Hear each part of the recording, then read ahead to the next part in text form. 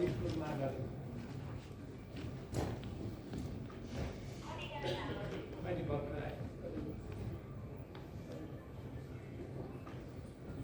myself, I am Ajithan, postdoctoral research fellow.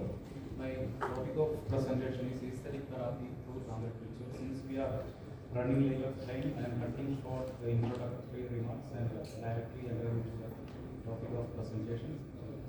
Sound is not clear. I think you have to speak loud or make. Okay. Is it clear? Okay. There are class of introducing myself. I am Ajithan, postdoctoral research fellow. This is my topic of presentation, aesthetic therapy through Tamil culture. Reading the paper. There are class of texts in Shaivism, specifically dedicated to dealing with the issues related to snake bite and demonic possession. They are known as Bhuta, Bala and Garuda Tantras. Though the snake bite and demonic possession are not usually considered as diseases, their impact on the body and mind is believed to be long-lasting, sometimes even impairing total body or mental health of an individual for life.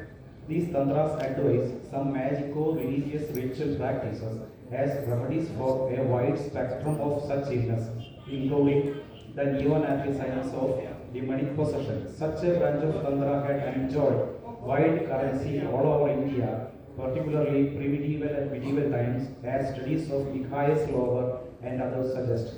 Interestingly, we have a late medieval text from Kerala on ritual therapy known as Narayaniya Sangraha, which has contributed significantly towards the flourishing Mantravada tradition of this region.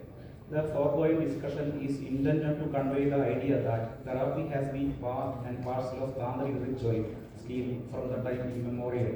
Next, we are going to look at the areas in which aesthetics is interwoven into Tantric ritual performance and investigate whether they have any impact on the physical and mental traits of a worshipper or audience.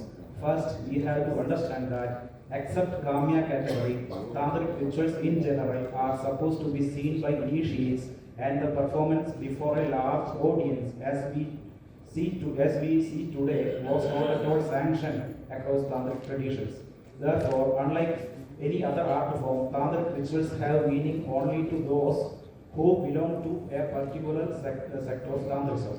For others who have no cultural background of Tantric rituals, like Westerners, rituals are meaningless, religious and barbaric actions. In short, the aesthetics of Tantric rituals are cultural specific as well as cult specific. A ritual consists of a worshipper, a substratum of worship, materials of worship, and a background where ritual takes place. It may be said that Tantric aesthetic is mainly anchored on colors and the impact on the perceiver. Tantric texts specify certain colors for attaining specific rituals, like red for attracting women and others, black for eradication or getting off someone, white for cure from any illness.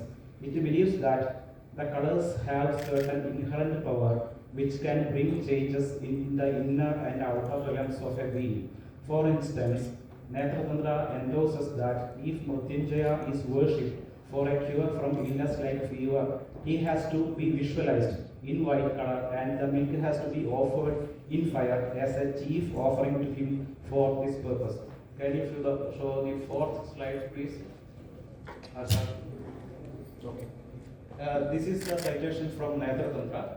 It is said that Athat Sampravakshiyami Chakradad Mahabalam, it speaks about Mrityunjaya Chakra. Then what is the effect of seeing a mandala of Mrityunjaya?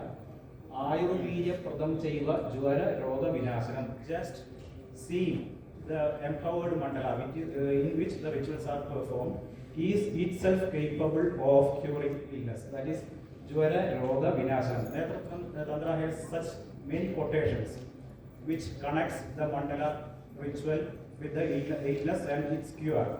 And the next verse, Puravat Mujayat Bhuriyagayeva Sidai Subhai Takshanadev Mujjade Rogai Arkhavo Yadi Mrityura. Next it says, white color is associated with the cure. Sidaihi Subhai. Sidaihi Subhai means while you do the worship of Mrityunjaya, you have to offer every offerings which has white color. You have to wear white clothes, you have to use white flowers, everything should be white. because this white has some potential to cure. That is what the text says. If you go through Netra Tantra, you will find such many quotations. So this is the one of my key points of presentation. That means there are some colors have some effect on your mental faculty and also illness and its cure. So these colors have some potentials to cure. That is the main point Tantrics put forward. Similarly, Tantric texts are abundant with such references to visualization or proper use of certain colors and their impact on body, mind, and even diseases. But I must add that the earlier reference to invariable concomitance between color and rasa experience can be traced back to Natya Shastra. In the 6th chapter, Bharata provides a list of colors that are directly associated with rasas. In short, we can conclude that there was a widespread belief in India that colors have a potential to lead us to aesthetic relishing and even cure our mental and physical diseases. Whole tantric aesthetics can be seen revolving around this color cure principle. Several color combinations are experimented in tantric rituals while drawing mandalas, choosing flowers, and setting a ritual background. That means a ritual expert can infer, looking at the use of colors in a ritual context, the purpose of the ritual itself. In the context of tantric therapy, it exploits the color emotion nexus to bring maximum success in cure along with the recitation of specific mantras. While it may be stressed that it was Buddhists who exploited the therapeutic potentials of colors to their extremes that include this is my second point. If you want to see the color combination and its impact on your mind, body, illnesses, etc., you have to go through Buddhist literature. They have developed it into such an extreme that they even claim, even seeing color combinations in Buddhist mandalas. I will show you later. Buddhist mandalas, it has impact on your, it will have impact on your body, your thinking, everything, psychosomatic, your chemistry, psychosomatic chemistry of your being. I will show you after my presentation some of the mandalas. Therefore, if you wanted to look for textual evidence for aesthetic therapy in Tantric law, Buddhist Tantric texts are the best sources to start with. The Tibetan Buddhist mandalas and temples built on model of them across Southeast Asia are the perfect testimonies of the application of aesthetic formulas in the realm of spirituality. Mike Crowley, in his classical work titled Secret Drugs of Buddhism, Psychedelic Sacraments and the Origins of Vajrayana, explores the details of drugs developed by Tibetan Buddhists out of plans to cure the illness that afflicts a practitioner when he is on the path of meditation. Usually we believe that meditations always have positive impact, but it is not true. According to Buddhist, Mahayana Buddhist and Tibetan Buddhist, meditations also have a negative impact. So you have to overcome while you are doing meditation or you are on the path of spirituality. For that, they have developed certain kinds of drugs out of plants. So there are many literature in Buddhism which speaks about the drugs that you have to use while you are on the path of meditation, because meditations have negative impacts also. Tantric seems to have always pondered over the impact of ritual, particularly on the worshipper rather than audience. Every aspect of a ritual is decided based on the aesthetic sensitivity of the worshipper, that is, the nature of mandalas, the dress code, and the colors of flowers, etc. Whatever appeases him can be used in a ritual. So there are several studies from the psychological perspective on how the ritual and its performance, which include all the aesthetic components of a ritual, impact its performer. Not much has been done on the aesthetic side of tantric ritual and its impact on local. This is my third point, that not much has been done on this field. What are the impacts of color have on mental and physical well-being of an aesthetic force of any onlooker?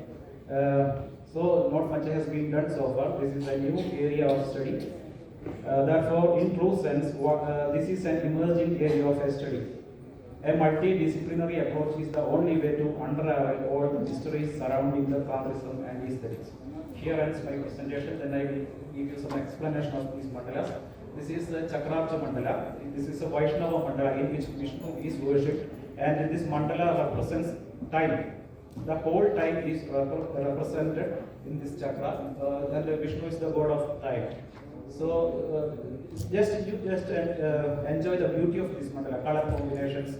So if you have had any experience seeing this mandala, drawing the mandala, you will know how complicated these mandalas are. How this drawing is very complicated. And just see the color combinations. Next slide. This same mandala before the puja is done. This is taken just after finishing drawing the mandala. Next. This is a Guruti performance, a tantric ritual in which mainly goddesses. There are several goddesses in Tantrism.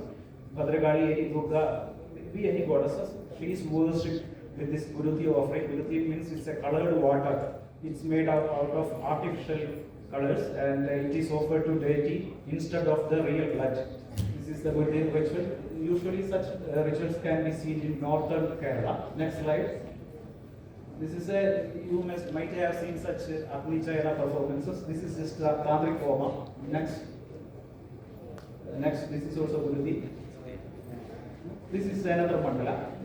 Next, you just see the color combination. This is also part of Guruti.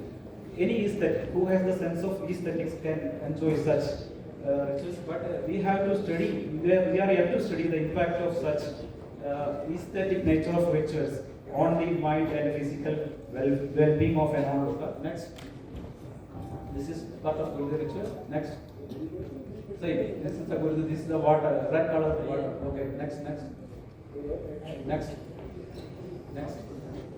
This is the Buddhist mandala I am talking about. They have developed such color combinations. So if you can go through internet for such details. Due to paucity of time, I am stopping my presentation. Thank you.